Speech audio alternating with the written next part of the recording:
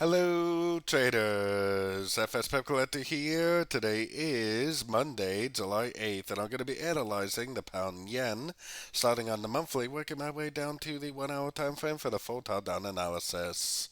So on the pound yen, I still think it's very clear this is a 1, 2, 3, and most likely it's a wave 3 of wave C because this is very clearly 5 waves up, 3 waves down, and now I think we're making 5 waves up for a wave C.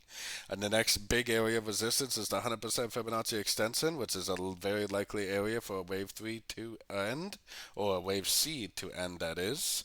So I would definitely keep an eye on that, but really there's no signs of this trend being over, and the trend is definitely your friend when you're talking about the yen pairs especially.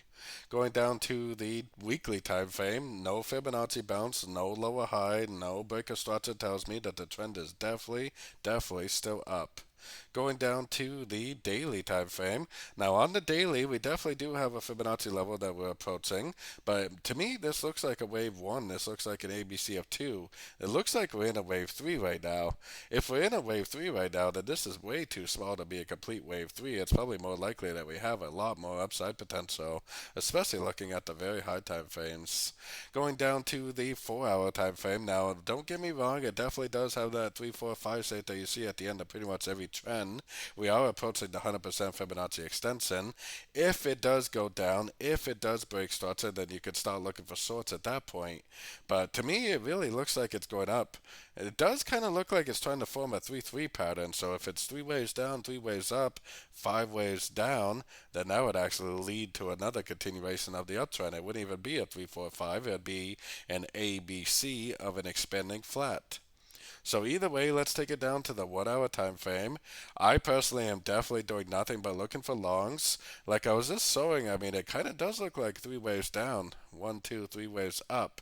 If it does turn down and make 5 waves down and take out the low, that would actually make for an amazing opportunity to go long. It'd be a 3-3-5 pattern. 3 waves down, 3 waves up, 5 waves down.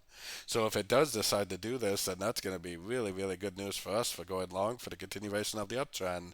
If it decides to just keep on trending up, which is very likely, then we'll just continue to look for longs at the end of pullbacks when they happen for the continuation of this wave 3 of wave C on the much higher time frames.